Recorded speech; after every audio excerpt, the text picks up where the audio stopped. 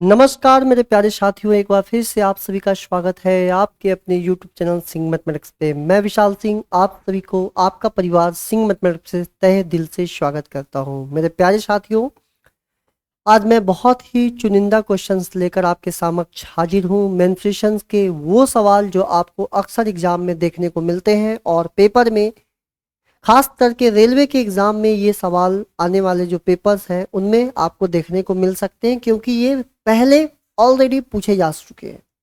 तो चलिए सेशन को स्टार्ट करते हैं। बहुत ही खूबसूरत सेशन होने वाला है। एकदम ध्यान से वीडियो को बिना स्किप किए शुरू से लेके अंत तक देखिएगा।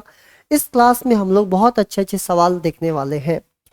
मेरे प्यारे साथी, क्वेश्चंस का सिलसिला हम स्टार्ट करते हैं। देखिए, सबसे पहला जो प्रश्न है वो है कि एक समचतुर्भुज का क्षेत्रफल, समचतुर्भुज को रोम्बस कहते हैं, समचतुर्भुज को रोम्बस कहते हैं। सबसे पहले तो ये समझिए कि समचतुर्भुज होता क्या है, रोम्बस क्या होता है।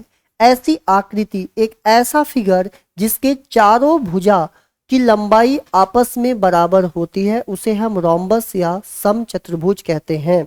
अब फिर आप बोलेंगे सर सभी भुजा की लंबाई तो स्क्वायर वर्ग में भी बराबर होती है, तो फिर दोनों में डिफरेंस क्या है? डियर, डिफरेंस ये है कि वर्ग में सभी भुजा समान होती है और प्रत्येक कोण 90 डिग्री का होता है, मतलब चारों कोण समान होता है 90 डिग्री का। लेकिन रोम्बस में जो चारों कोण होते हैं वो डिफरेंट होते हैं, मतलब 90-90 के नहीं होते हैं। अब समझने का कोशिश करिएगा। अगर हम अपोजिट कॉर्नर को मिला देते हैं, अपोजिट कॉर्नर को मिला देते हैं, इसे हम बोलते हैं विकर्ण। विकर्ण को इंग्लिश में डायगोनल बोलते हैं। तो डायगोनल डी से शुरू होता है, इसलिए इसका नाम D1 रख लेते हैं, और ये जो है इसको नाम D2 रख लेते हैं। अब एक बहुत मजेदार बात समझिएगा, जो रोम्बस होते हैं उसके दोनों डायगोनल एक दूसरे को 90 डिग्री पे कट करता है, एक दूसरे को 90 डिग्री पे कोण बनाता है। 90 डिग्री पे, यहाँ पर 90 डिग्री 90 डिग्री 90 डिग्री, और दोनों विकर्ण एक दूसरे को दो बराबर भागों में समद्विभाजित करता है। अगर इसकी लंबाई को सपोज करिए 24 मानते हैं तो ये 12 हो जाएगा, ये 12 हो जाएगा। अगर इसकी लंबाई को हम 32 मानते हैं तो ये 16 हो जाएगा, ये 16 हो जाएगा। इतनी बातें उम्मीद करेंगे कि आप लोगों को समझ आ गया होगा। अब समझने का कोशिश करिए कि रोम्बस का एरिया का फॉर्मूला क्या होता है। तो रोम्बस का, समचतुर्भुज का जो एरिया का फॉर्मूला होता है वो होता है हाफ D1 D2, 1/2 पहला विकर्ण गुणे दूसरा विकर्ण, दोनों का गुणनफल। अब यहाँ पर क्वेश्चंस क्या कह रहा है समझिएगा। एक समचतुर्भुज का क्षेत्रफल दिया है 216 मीटर स्क्वायर, तो क्षेत्रफल लिख लीजिए 216 मीटर स्क्वायर। फॉर्मूला होता है हाफ, एक विकर्ण की लंबाई 24 मीटर है, तो D1 24 लिख लेते हैं। आपसे पूछा है कि प्रत्येक भुजा की लंबाई बताइए, मतलब हमें साइड बताना है कि इसकी साइड की लंबाई कितनी होगी। सबसे पहले हम इसका दूसरा विकर्ण निकाल लेते हैं जिसे हम D2 बोल रहे हैं। अब यहाँ कैंसिल कर दीजिए, 2 से कट जाएगा 12 बार में। 12 का टेबल पढ़ लेते हैं, 12 का टेबल एक बार, और यहाँ से 12 का टेबल 8 बार पढ़िएगा तो 12 × 96, मतलब D2 हो गया 18। अब यहाँ पर समझिए कि जो हमारे पास रोम्बस दिया हुआ था, जो हमारे पास समचतुर्भुज दिया हुआ था, उसका एक विकर्ण की लंबाई, एक विकर्ण की लंबाई है 24, तो 24 का आधा 12, 12। दूसरा विकर्ण आया है यहाँ से 18, तो 18 का आधा हो जाएगा 9, 9। समचतुर्भुज के हमें साइड चाहिए, हमें भुजा बताना है। तो यहाँ पर देखिए कोण जो बनेगा 90 डिग्री बनेगा। अगर हम किसी छोटे त्रिभुज को ले लेते हैं, छोटे से पार्ट को ले लेते हैं, छोटे से हिस्सा को समझने की कोशिश करें, तो ये 12 है, ये 9 है।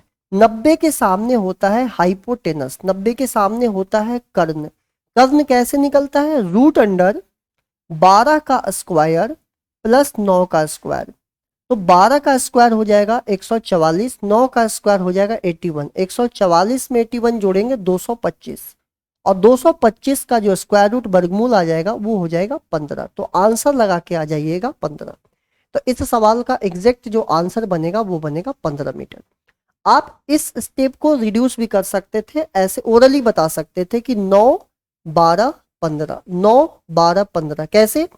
9 12 और यहाँ पता नहीं है कि क्या होने वाला। देखिए इसको छोटा कर दीजिए तो 3, 3 से कैंसिल कर दीजिए तो 3 4 5। देखिए रेशियो क्या बनेगा, 3 4 5, एक ट्रिपलेट होता है। तो 3 में 3 का मल्टीप्लाई हुआ तो 9 बना, 4 में 3 का मल्टीप्लाई हुआ तो 12 बना, तो 5 में 3 का मल्टीप्लाई होगा तो ये 15 बन जाएगा। तो इस तरह से भी सोच सकते हैं। और मेरा सजेशन मानिए तो ये ट्रिपलेट आपको याद होना चाहिए, 9 12 15। तो जो सबसे 90 डिग्री की जो सामने की जो साइड होगा वो सबसे मैक्सिमम लंबाई का होगा, तो 15 मीटर लगा के आंसर आ जाएगा। चलिए आगे बढ़ते हैं अगले प्रश्न की ओर। अगला जो सवाल है उसको देखने का और समझने का प्रयास करिएगा। इससे पहले एक सवाल इसे कर लेते हैं। अब बहुत ध्यान से समझने का प्रयास करिएगा। क्वेश्चन है कि एक समचतुर्भुज की विकर्ण 12 सेंटीमीटर और 16 सेंटीमीटर है। एक कोई समचतुर्भुज है, इसके डायगोनल दिए हुए हैं, डायगोनल दिया हुआ है, इसका डायगोनल 12 और 16। समचतुर्भुज की सभी भुजाओं के मध्य बिंदुओं को मिलाने से बनी आकृति का क्षेत्रफल क्या होगा। मतलब इसके साइड के जो मिड पॉइंट है इनको आपस में ज्वाइन कर दीजिए। इसका मिड पॉइंट, इसका मिड पॉइंट, इसका मिड पॉइंट और इसका मिड पॉइंट, इस सभी मिड पॉइंट को आपस में मिला देते हैं। अगर रोम्बस के अंदर, समचतुर्भुज के अंदर इसकी मध्य बिंदु को आपस में मिलाने के बाद जो नई आकृति बनती है वो भी रोम्बस ही बनता है, मतलब वो भी समचतुर्भुज ही बनता है। और जो नया समचतुर्भुज बना उसका जो एरिया होगा, जो नया एरिया बनेगा, पुराना एरिया का आधा होगा। पुराना जो क्षेत्रफल होगा उसका आधा होगा। जो नया क्षेत्रफल बनेगा वो पुराना एरिया का आधा होगा। अब बताइए, अगर किसी समचतुर्भुज का डायगोनल दिया है 12 और 16 तो उसका एरिया कितना हो जाएगा? एरिया हो जाएगा half d1 d2, half d1 d2, पहला विकर्ण गुने दूसरा विकर्ण। अब यहां से 2 से कैंसिल कर दीजिए तो ये आ गया 12 8 96। तो ये हमारा पुराना एरिया हो गया और इसका आधा कर देंगे तो 96 का आधा कर दीजिए, तो 96 का आधा कर देंगे तो 48 हमारा आंसर हो जाएगा, 48 सेंटीमीटर। तो 48 सेंटीमीटर लगा के सभी भाई आगे बढ़ जाइएगा। बताइए जल्दी से, क्लियर है कॉन्सेप्ट यहां तक? सभी को बातें बहुत अच्छी तरह से समझ आ रहा है? एक बार यस करके बताइए। चलिए आगे देखते हैं, अगला सवाल देखने और समझने का प्रयास करिएगा। क्वेश्चन है कि 12 सेंटीमीटर 8 सेंटीमीटर भुजा वाले आयत से एक समचतुर्भुज बनाया गया है। हमारे पास एक रेक्टेंगल है, एक रेक्टेंगल है, ये देखिए हमारे पास एक आयत है जिसकी लंबाई 12 सेंटीमीटर है, चौड़ाई 8 सेंटीमीटर है। अब क्वेश्चन है कि इसका इस्तेमाल करके हमें एक समचतुर्भुज बनाना है। अगर इसका इस्तेमाल करके एक समचतुर्भुज बनाना है, इसका अर्थात मतलब ये हुआ कि जितनी इसकी पेरीमीटर होगा उतना ही लंबाई का ये पेरीमीटर होगा। आप लोग देखे होंगे किसी तार को चाहे आप कोई भी शेप दे दे, उसकी परिधि या पेरीमीटर में कोई चेंज नहीं होता है। तो इसका परिधि का फॉर्मूला हो जाएगा 2 into L plus B. 2 into L plus B परिधि या परिमाप का फॉर्मूला होता है। तो इसका जो परिमाप बनेगा वो बनेगा 40 सेंटीमीटर। तो 40 सेंटीमीटर अगर इस आयत का परिमाप है तो इसका भी परिमाप हो जाएगा 40 सेंटीमीटर। लेकिन यहां पर देखिएगा रोम्बस में प्रत्येक भुजा समान लंबाई का होता है। तो 4a यहां पर इसकी परिधि हो जाएगा 4a बराबर 40, तो a का मान हो जाएगा 10 सेंटीमीटर। मतलब इसकी भुजा की लंबाई हो जाएगी 10 सेंटीमीटर जो इस समचतुर्भुज को बनाया गया है। अब क्वेश्चन कह रहा है कि और इसका एक कोण 120 डिग्री है। ध्यान रखिएगा ये प्रतिशत नहीं है, ये डिग्री दिया हुआ है, 120 डिग्री है। अगर समचतुर्भुज का एक कोण 180 यहां देखिए 120 डिग्री दिया हुआ है, अगर ये कोण 120 डिग्री दिया है तो दो आसन्न कोण या दो एडजेसेंट एंगल का जो योग होता है वो होता है 180 डिग्री। तो अगर ये 120 है तो ये रहा होगा 60 डिग्री, ये रहा होगा 60 डिग्री। क्लियर है? अब आपसे क्वेश्चन पूछा कि बताइए इस समचतुर्भुज का क्षेत्रफल क्या होगा। अगर समचतुर्भुज में कभी भी आपसे क्षेत्रफल पूछ ले तो फॉर्मूला याद रखिएगा, दो लगातार साइड को इनटू करना है और उसके बीच का साइन मान लेना है। साइन मान लेना है, साइन मान लेना है। तो ध्यान रखिए, दो लगातार साइड को आपस में इंटू करना है। जैसे ए और ए आपस में इंटू कर दिए तो ए स्क्वायर, और उनके बीच में साइन मान लेना है। तो यहाँ पर ए का मान 10 और ए का मान 10, तो 10 में 10 का इंटू हो गया 100, 10 में 10 का इंटू कर दीजिए 100, और साइन 60, यहाँ पर या तो साइन 120 निकाल लीजिए या तो साइन 60 निकाल लीजिए। साइन 60 का मान याद है, साइन 60 का मान होता है √3/2। तो 2 से कैंसिल कर देंगे तो आंसर आ जाएगा 50√3 सेंटीमीटर स्क्वायर। तो इसका एग्जैक्ट आंसर बनेगा 50√3 सेंटीमीटर स्क्वायर। क्लियर है? तो यहां से मेरे प्यारे साथी बड़े आराम से आप मार्क कर सकते हैं आंसर 50√3 सेंटीमीटर स्क्वायर। चलिए आगे बढ़ते हैं, अगला सवाल देखिए, समझने का प्रयास करिएगा। अब क्वेश्चन है कि 44 सेंटीमीटर आधार और 22 सेंटीमीटर ऊंचाई वाले समांतर चतुर्भुज का क्षेत्रफल क्या होगा। ये पैरेललोग्राम है, इसको समांतर चतुर्भुज मतलब पैरेललोग्राम कहते हैं। जैसे देखिए पैरेललोग्राम क्या होता है, समांतर चतुर्भुज क्या होता है। समांतर चतुर्भुज बिल्कुल आयत जैसे होता है, इसके आमने सामने की जो भुजा होती है वो बराबर होती है। आमने सामने की जो भुजा होती है, आमने सामने की जो भुजा होती है वो बराबर होती है।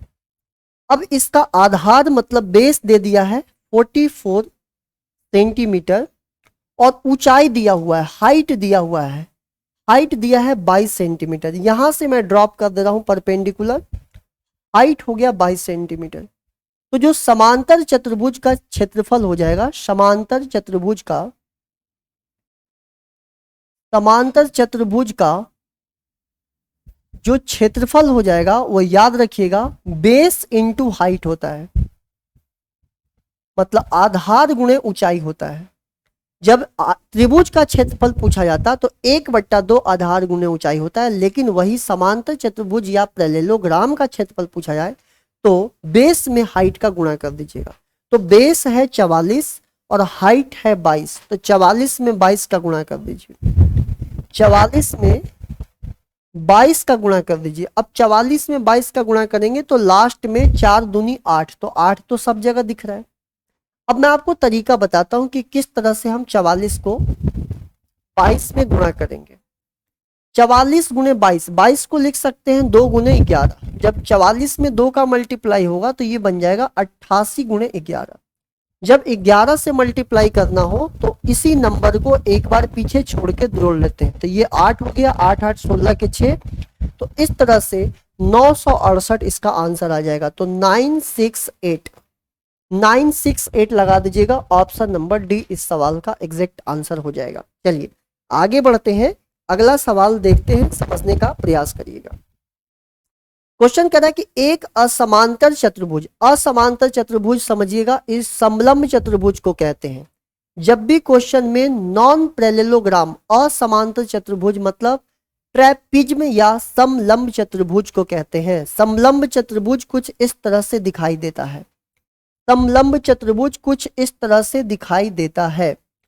तो इसके दो समांतर भुजाओं के बीच की दूरी ज्ञात करिए। ये देखिए, दो समांतर भुजाओं के बीच की दूरी ज्ञात करना है, जिसे हम H बोल रहे हैं।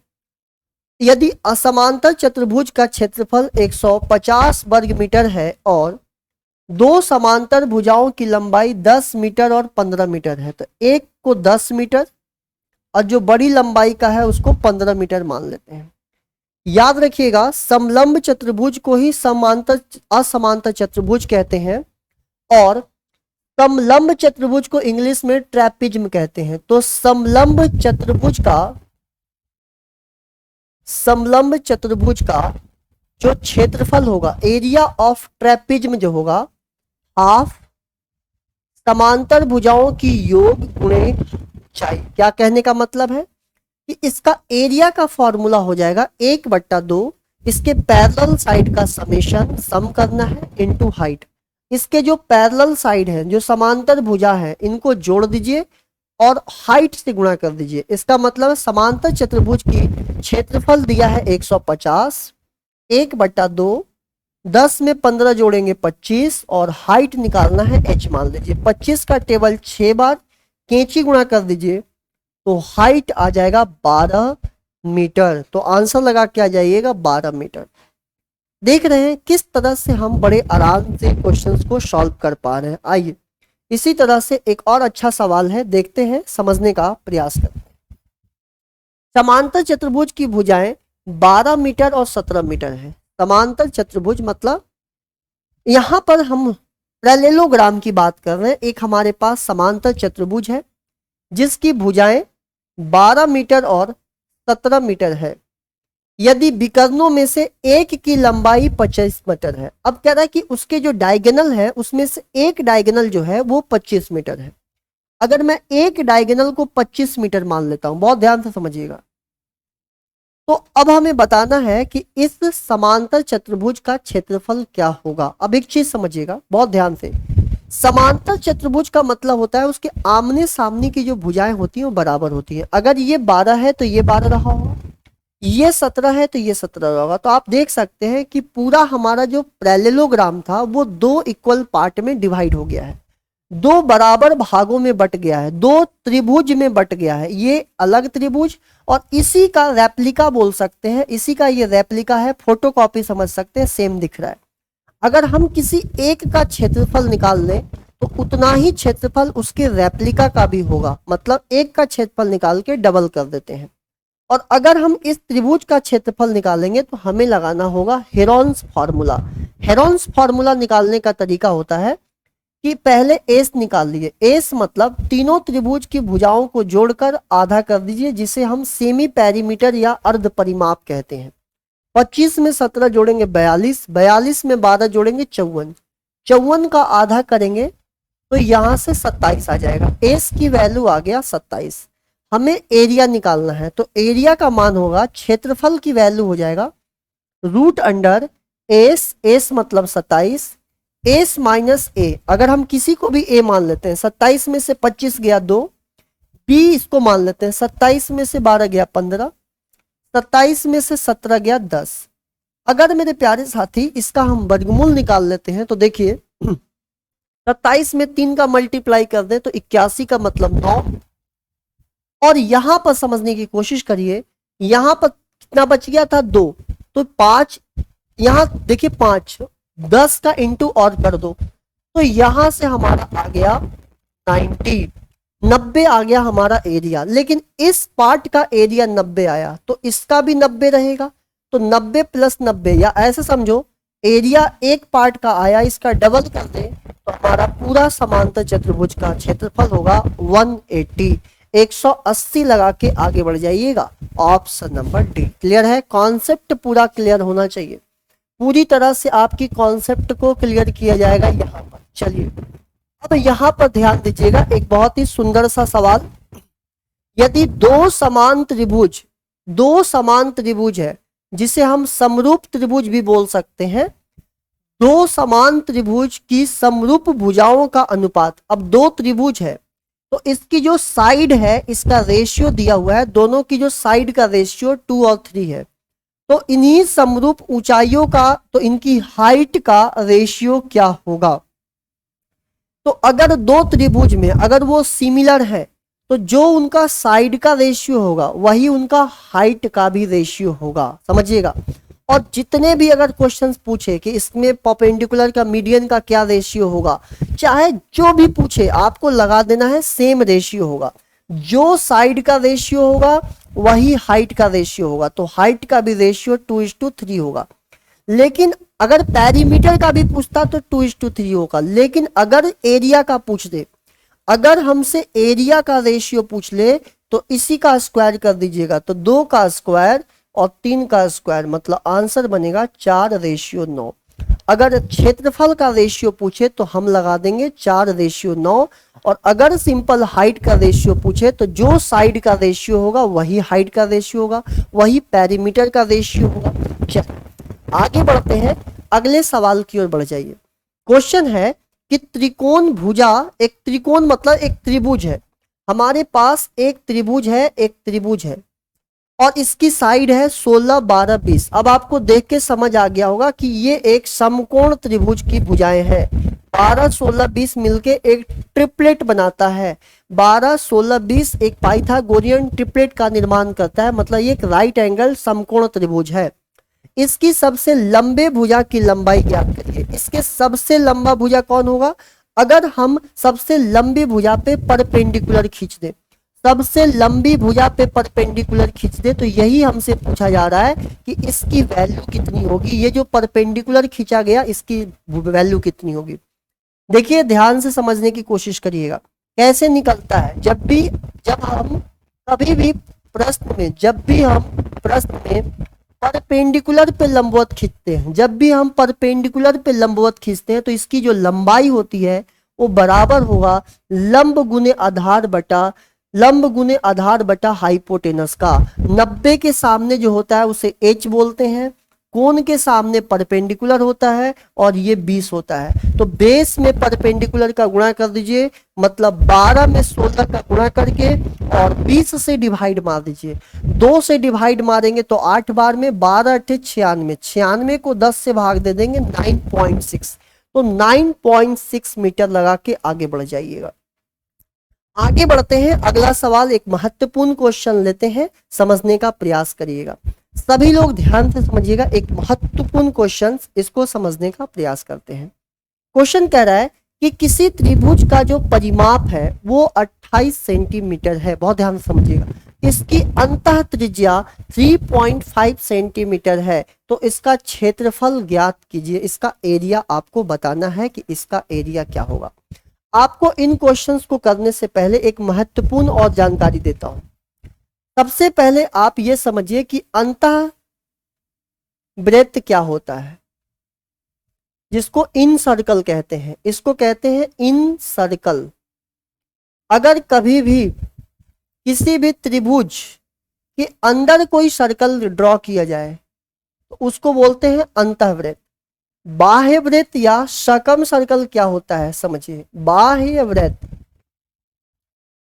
सरकम सर्कल क्या होता है, सकम सर्कल।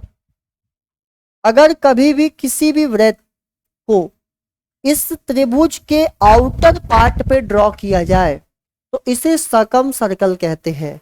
एक्चुअली इस वृत्त की थोड़ी सी साइज छोटी होती है, इसलिए इसके सेंटर से परिधि तक को स्मॉल r से डिनोट करते हैं, इसकी रेडियस को। इसको बोलते हैं अंतःवृत्त की त्रिज्या, अंतःवृत्त की त्रिज्या, रेडियस ऑफ इन सर्कल। और इसकी जो सेंटर से डिस्टेंस होती है इस सर्कल की, उसको कैपिटल R बोलते हैं, क्योंकि ये बड़ा होता है। ये बाह्य वृत्त की त्रिज्या होता है, इसलिए इसको सकम रेडियस कहते हैं। ये तो रहा बात अंतःवृत्त और बाह्य वृत्त का। अब समझने का प्रयास करिएगा। अंतःवृत्त, जब भी आपसे कोई बोले कि अंतःवृत्त की त्रिज्या, तो स्मॉल r बोलते हैं, स्मॉल r। अब स्मॉल r का फॉर्मूला जो हो जाएगा वो हो जाएगा एरिया अपॉन यहां पर देख लीजिए s, एरिया अपॉन एस। अब एस क्या होता है? एस होता है सेमी पेरीमीटर, एस हो जाएगा सेमी पेरीमीटर। किसी भी सर्कल के लिए या किसी भी सर्कल के लिए जब भी स्मॉल r अंतःवृत्त की बात हो तो उसके एरिया में सेमी पेरीमीटर अर्ध परिमाप से भाग दे दीजिए, आपका निकल जाए। अगर हम बड़े r की बात करें, सर्कम रेडियस की बात करें, तो ए बी सी का मतलब हुआ कि त्रिभुज के तीनों साइड को आपस में गुणा कर दीजिए अपॉन 4 इंटू एरिया। डेल्टा यहाँ पर एरिया को बता रहा है उस त्रिभुज का।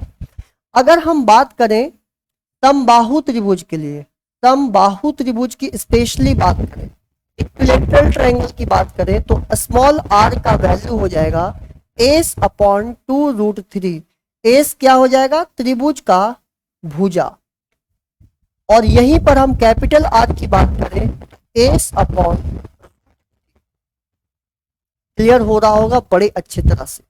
अगर हम बात करते हैं समकोण त्रिभुज के बारे में, अगर हम समकोण त्रिभुज के बारे में बात करें, समकोण त्रिभुज, तो राइट एंगल ट्रायंगल के लिए स्मॉल आर की वैल्यू बन जाएगा P plus B minus H upon 2 और कैपिटल आर बन जाएगा H अपॉन 2। H मतलब हाइपोटेनस का आधा। तो इस तरह से 3 पार्ट में मैंने कैटेगराइज कर दिया है। अब आप सवालों को यहां से देखिए, सवाल को समझने का प्रयास करिएगा। कह रहा कि यदि किसी त्रिभुज का परिमाप 28 है, तो परिमाप 28 है, इसका मतलब है कि एस का मान हो जाएगा परिमाप का आधा। तो 28 का आधा कर देंगे तो 14 सेंटीमीटर आ जाएगा। और हमें एरिया निकालना है, एरिया पता नहीं है।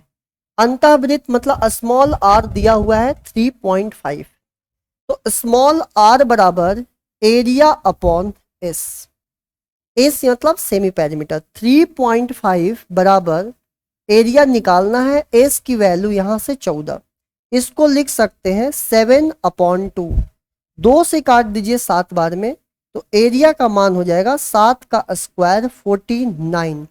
तो यहां से आंसर बन जाएगा 49 सेंटीमीटर। तो इस तरह से हम क्वेश्चंस को बड़े आराम से सॉल्व कर सकते हैं। तो उम्मीद करते हैं आप लोगों को ये पूरा सेशन बहुत ही अच्छा लगा होगा, बहुत इंफॉर्मेटिव है, बहुत सारी जानकारी शेयर किया गया। अगर वीडियो पसंद आता है तो अपने साथी मित्र दोस्तों भाइयों में शेयर कर दीजिएगा। इसी तरह का यूजफुल कंटेंट आपको सिंह मैथमेटिक्स के YT चैनल से मिलते रहेगा।